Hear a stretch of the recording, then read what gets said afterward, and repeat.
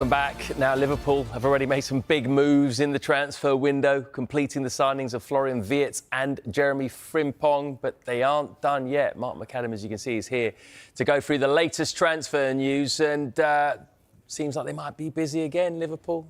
Liverpool getting close to a third signing of the summer, and we're, still in June. Yeah. Shows that very targeted business. They've obviously had a clear plan that they want to execute for this summer's window. The Premier League champions getting stronger and close to a third player. That player is going to be Bournemouth defender Milos Kerkez. We understand the deal is all agreed. It's going to be a £40 million deal, and it's one of those rare situations where it's actually £40 million with no add-ons. The player is currently in Serbia, but heading back to the UK today. He will start that Liverpool medical tomorrow. So you'd imagine tomorrow evening, maybe it will roll into Wednesday morning. Liverpool will get a brand new left-back. It raises issues and concerns. What they're going to do with Robertson. There's interest from Atletico Madrid there. Yeah. They've also got Tsimikas. You'd probably think that one of those two players would be departing Anfield over the course of this summer, because they're not going to want three left-backs in that team.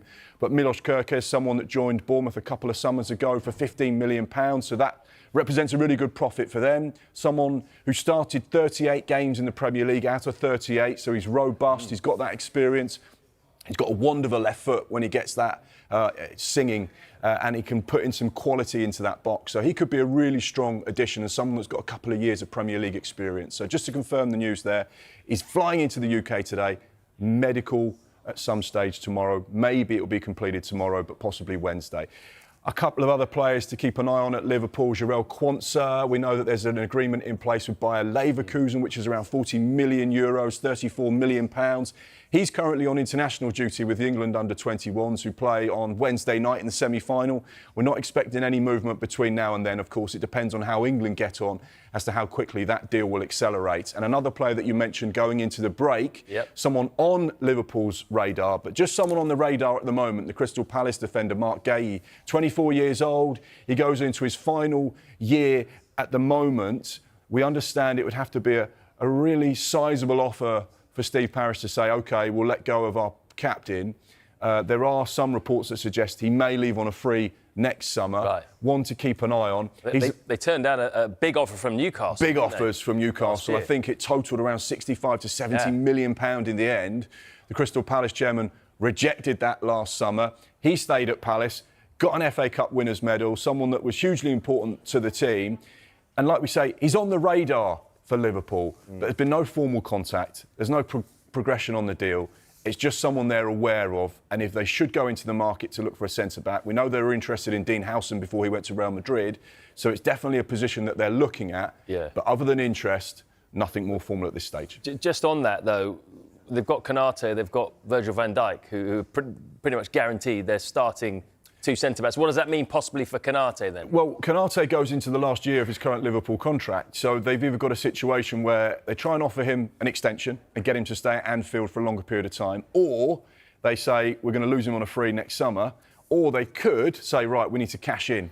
Let's get some money now and see if we can reinvest that into the team and find someone else. So it's definitely an area that Liverpool fans should be keeping an eye on, and we know that Arne Slot and Richard Hughes are looking to strengthen at centre-back, so they're just to keep an eye on it, see how things develop. But there are players that they've got in mind. They do have a list of targets, and it could be a little bit of an interesting jigsaw puzzle at the back for Liverpool. Yeah, we will keep you updated if anything happens on that front. I want to talk about Marcus Rashford, though, now. How about his future? Because he's spoken publicly about his desire to play with Lamine Yamal and with Barcelona.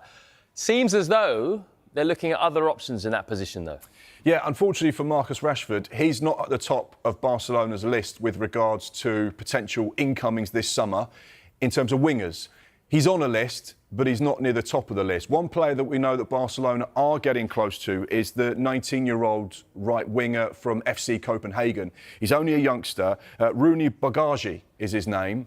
It's a £2 million deal, so it's not an expensive deal. However, whilst he is a right winger and they are looking to strengthen in that position, he's not their only target. Their number one target this summer is Nico Williams, someone who they've been keeping an eye on for some time. He's an outstanding player. He's got this release clause, which is around £55 million. However, the wages that come with a player of his calibre are not cheap, and we know that Barcelona financially don't have huge amounts of cash to spend, and they have to be very creative with the players they sign. Sometimes they can bring players in, but they can't always register them with La Liga.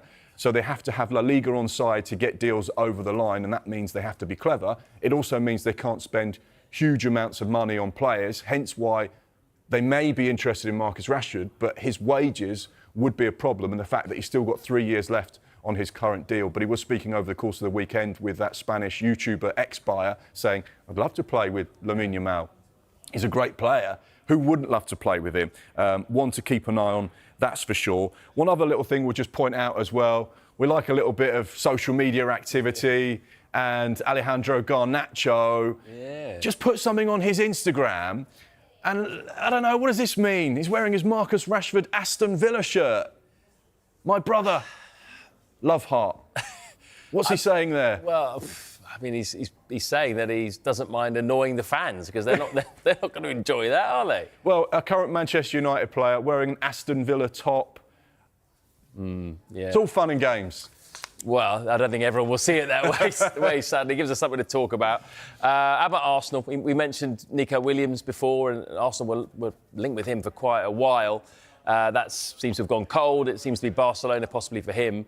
It's an expensive deal to make happen. That's the problem. Yeah. The release clause isn't that high, but when you look at the overall package with the agency fee, the wages, the bonuses, the signing-on fee, it's an expensive one. Yeah. There's another player, though, that Arsenal have been linked with for even longer. Now, tell me Arsenal are close to completing their first signing of the summer. They are getting close. Martin Zubimendi nearly joined Liverpool last summer because they activated the release clause, but the player opted to stay in Spain for another season.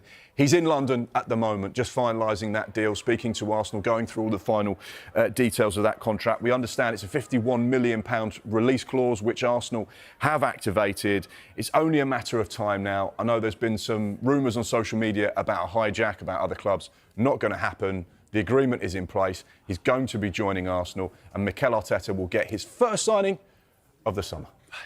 OK. Calm down. Relax. I'm fine.